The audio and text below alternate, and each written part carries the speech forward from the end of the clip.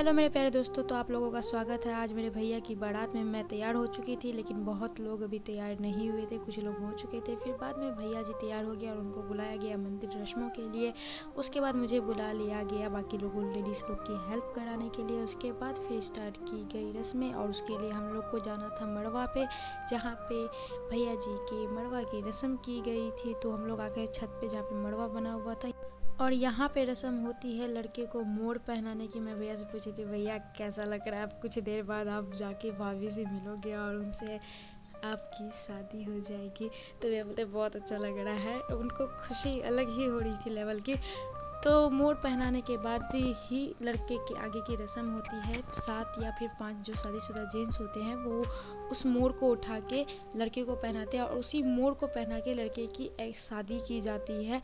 बीच बीच में उनको पगड़ी के साथ एक्सचेंज किया जाता है, जो कि लोकनिया करते हैं, अर्थात जो शादी के दौरान पूरा रस्म करते हैं जीजा जी वो करते हैं। बाकी लोग जाके साइड में फ़ोटो खिंचा रहे थे और मेरी भाभी आ चुकी थी। तो रस्म को आगे बढ़ाने का समय आ चुका था। भैया को धीरे धीरे करके सभी लोग चुमाने लगे, क्योंकि ये चुमाने वाली रस्म भी हम लोगों में की जाती है। आप लोगों ने देखा होगा हल्दी के टाइम में भी भैया को चुमाया जा रहा था।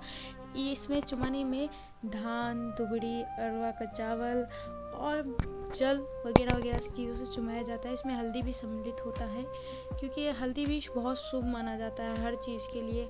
तो सभी को भैया को चुमाया, उनके बाद उनको तिलक पहना गया। देन उनको मोड़ पहनाने की रस्म की गई थी। जब तक ये लोग चुमा रहे थे तो हम लोगों ने साइड में जाके फ़ोटो भी खिंचाई थी, इसलिए मैंने वीडियो को कट किया था। कैमरामैन वाले कोने में जाके घुस गए थे जहाँ पे मैं थी पहले, लेकिन मैं भी तो हरामी हूँ, मैं तो उन्हीं के बगल में जाके खड़ी हो गई।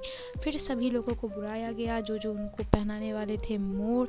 प्रिंस भैया थोड़े लेट थे, क्योंकि वो थोड़ा बाहर का देखभाल कर रहे थे, काम कर रहे थे। मतलब वो रथ वगैरह जो था जिसमें हमारे भैया जी बैठ के जाएंगे, जो उनका सवारी आज होगा, घोड़ी सब वगैरह सब देख रहे थे।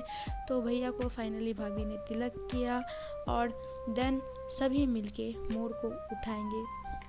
ये रस्म मुझे नहीं पता क्यों होती है, लेकिन अगले शादी जिसका भी होगा यार, मैं गाइस सब बड़े से पूछ के आपको सब चीज़ बताऊंगी।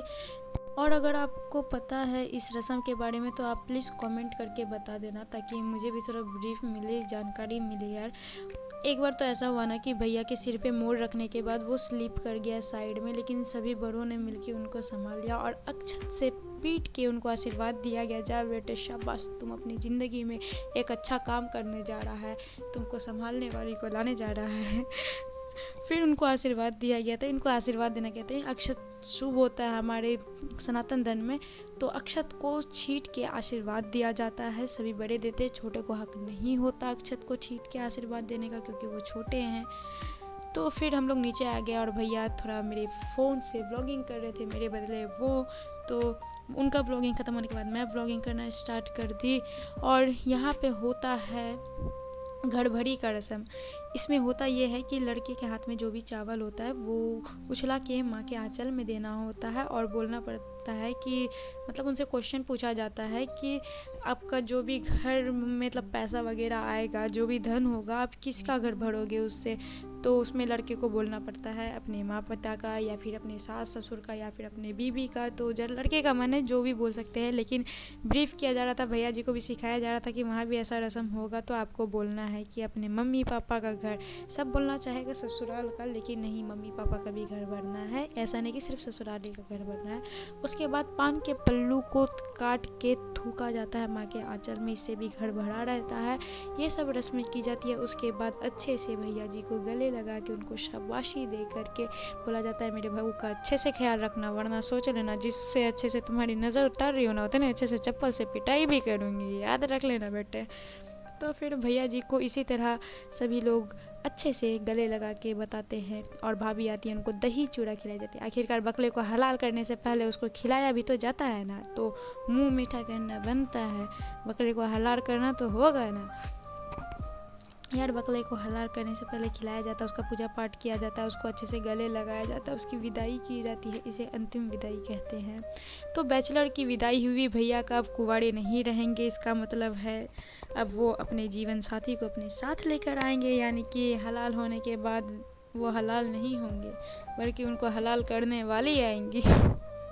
यार गाइस, भैया का मूड जो है ना वो बार बार स्लिप कर रहा था, इसलिए जीजा जी मूड को पकड़ के रखे हुए थे कि आप अच्छे से रस्म कीजिए, मैं पकड़ के रखा हूँ। उसके बाद भाभी दीदी सभी लोग उनसे अच्छे से गले मिल के उनको थोड़ा थोड़ा रस्म के बारे में भी बता रही थी क्या क्या होता है। फिर जल छीट के अक्षत छीट के आशीर्वाद दिया गया उनको फिर से कि जाओ बेटा जी लो अपनी ज़िंदगी, अब तुम कुंवारे नहीं रहोगे, तुम्हारी ज़िंदगी की लंका लगने वाली है। हमने तो एक्सपीरियंस कर लिया, तुम भी एक्सपीरियंस कर लो। और मम्मा बता रही थी कि थोड़ा काम है मंदिर में, एक और रस्म करनी होती है, तब तक तुम जाओ, लड़के को रथ पे बैठाओ। और ये है हमारे भैया अपने रथ पे सवार होते हुए राजा की तरह बैठ गए और उनके बगल में बैठे लोकनियाई अर्थात हमारे जीजा जी, और ये जो उनके गोदी में बैठा है उसका नाम है कान्हा। और कान्हा रहता है घर के नीचे रेंट पे, तो उसको भी अच्छे से बैठाया गया क्योंकि वो उस घर में सबसे छोटा बच्चा है। और फिर हमारी घोड़ी लोग को खिलाया गया, उसको घूस दिया गया ताकि ए घोड़ी हमारे दूल्हे को लेके भागना नहीं, ठीक है, हमारी बहू इंतज़ार कर रही है, अच्छे से लेके जाना, हम बता दे रहे हैं तुमको। उसके बाद भैया को आगे में अच्छे से बैठाया गया ताकि वह सब चीज़ की निगरानी रख सके। लेकिन भैया जी और भाभी जी का डांस तो बनता है ना इस स्पेशल ओकेशन पे, तो भैया जी ने भाभी को रथ पे चढ़ा लिया और फिर दोनों ने डांस किया। लो चली मैं अपने देवर की बारात लेके, लो चली मैं लो चली मैं। आगे का गाना नहीं आता गाइस, छोड़ो रहने दो।